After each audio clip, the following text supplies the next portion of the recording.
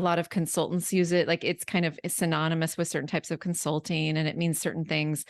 And at one point, it was just sports. And then another time, personal life coaching came to be.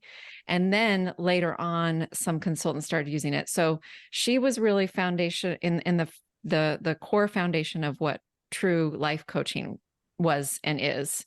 And she developed what's referred to as fearless living out of an absolute dire need to save her own life, essentially, due to her own backstory and everything that had happened in her life that she needed to overcome. And for her, there was a lot of trauma that led to her realizing that she needed to figure out a way, because she was apparently stuck here.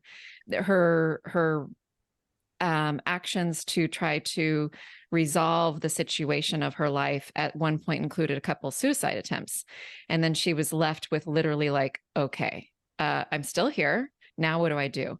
So without going into all of that backstory for her, just a couple high points there to understand that she was in a place where she really needed to understand what was holding her back and how to overcome it. And when she really started with some very simple exercises that would help her over time. She studied all sorts of personal development, had been since she was a teenager, actually.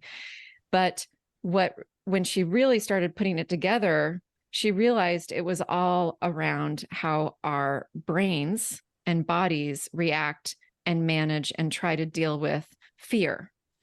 And so the foundation underneath everything she came to create was based in neuroscience. She became very much a brain geek, really getting into that.